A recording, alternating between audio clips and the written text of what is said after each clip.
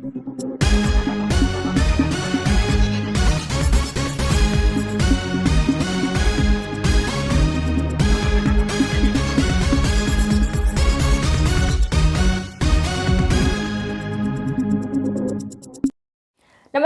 आप देख रहे हैं केकेएस न्यूज और मैं हूं आपके साथ मानवी ठाकुर। आज की खास खबरें। माननीय मुख्यमंत्री उत्तराखंड के निर्देशानुसार वरिष्ठ पुलिस अधीक्षक हरिद्वार नवनीत सिंह के नेतृत्व में गौवंश संरक्षण अधिनियम एवं पशु क्रूरता निवारण अधिनियम का बार बार उल्लंघन करने वाले अभियुक्तों के विरुद्ध कड़ी कार्रवाई की तैयारी की गई है। इसी क्रम में कप्तान द्वारा प्रभारी गौवंश संरक्षण स्क्वाड से जनपद में गौवंश तस्करी, गौकशी व पशु क्रूरता से जुड़े व्यक्तियों का पूरा डाटा तलब किया गया है। प्राप्त विवरण जानकारी के आधार पर जनपद की 11 कोतवाली थानों में 57 गैंग के 162 अभियुक्तों को चिन्हित किया गया है, जिनके विरुद्ध गैंगस्टर एक्ट के अंतर्गत प्रभावी कार्रवाई की जाएगी। इसके अतिरिक्त 67 अभियुक्तों के विरुद्ध गुंडा एक्ट की कार्रवाई किए जाने की प्रक्रिया भी शुरू कर दी गई है। गुंडा एक्ट के अंतर्गत इन आरोपियों को जिला बदर करने की कार्रवाई हेतु पुलिस द्वारा पूरी तैयारी की जा रही है। लगातार गौकशी अथवा पशु क्रूरता में संलिप्त पाए जाने वाले व्यक्तियों को भारी धनराशि से पाबंद किया जाएगा। यदि कोई आरोपी मुचलका तोड़ता है तो उसकी पाबंद धनराशि जब्त की जाएगी। हरिद्वार पुलिस द्वारा स्पष्ट किया गया है कि गौकशी या पशु क्रूरता जैसे अपराधों में संलिप्त किसी भी व्यक्ति को बख्शा नहीं जाएगा और ऐसे तत्वों के विरुद्ध सख्त से सख्त वैधानिक कार्रवाई लगातार जारी रहेगी। हरिद्वार पुलिस आमजन से अपील करती है कि आपके आसपास भी कोई अवैध पशु कटान या पशु क्रूरता करता हुआ पाया जाता है, इसकी सूचना अपने नजदीकी थाना या हमारी गौर संरक्षण एस्कॉर्ट टीम को अवश्य दें। आपका नाम गोपनीय रखा जाएगा। हरिद्वार से मोहन राजा सांगवान की रिपोर्ट।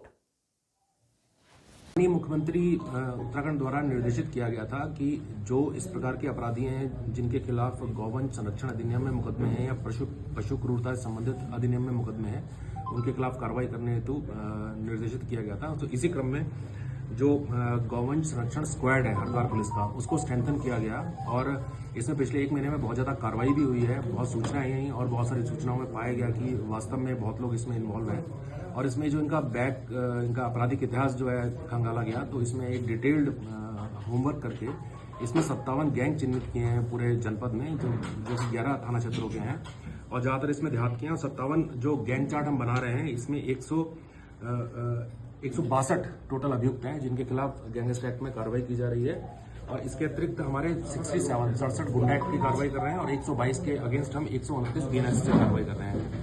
जो ये 57 गैंगस्टर एक्ट कर रहे हैं 162 लोगों के खिलाफ, इसमें इनकी संपत्तियां भी हमने चिन्हित कर ली हैं।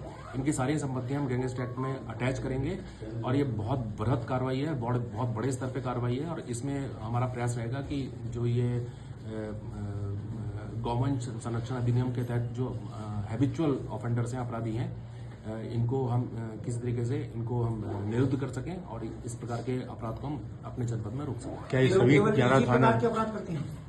देखिए, हमने जो अपने गौवंश संरक्षण अधिनियम जो स्क्वाड है हमारा, उसके द्वारा जो कंपाइल किया है, पिछले 10 साल का डेटा हमने कंपाइल किया है, तो ऐसे जो गैंग्स हैं जो मिलके काम करते हैं, जिन पे 3 या 3 से ज्यादा मुकदमे हैं और जिनके पास अचल संपत्ति भी है जनपद में, वो हमने 57 गैंग आइडेंटिफाई किए हैं जिनके खिलाफ की हम गैंगस्टर एक्ट की कार्रवाई कर रहे हैं और ये इसी प्रकार का काम करते हैं। किन थाना क्षेत्रों में ज्यादा है और किन किन थाना क्षेत्रों में? देखिए, ये जैसे मैं इसमें आपको ब्रेकअप बताऊं तो जैसे कोतवाली रुड़की में 6, झबरेड़ा में 7, भगवानपुर में 13, गवाला में 1, भादराबाद में 7, पत्नी में 3, कलियर में 3, लक्सर में 7, रानीपुर में 4, गंगनहर में 5 और मंगलौर में 3।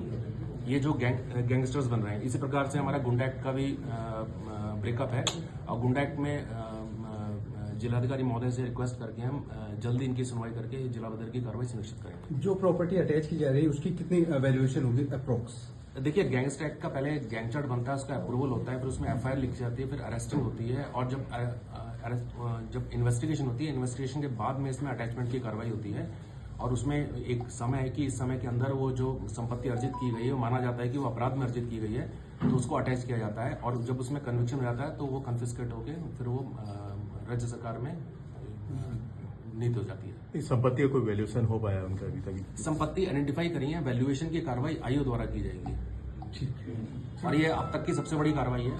तो आपके थ्रू मैं जो इस प्रकार के अपराध में लिप्त हैं उनको भी एक मैसेज देना चाहता हूं कि भविष्य में भी ये कार्रवाई चलती रहेगी और जो इस प्रकार की कार्रवाई में अभी भी अपराध कर रहे हैं तो सचेत हो जाए।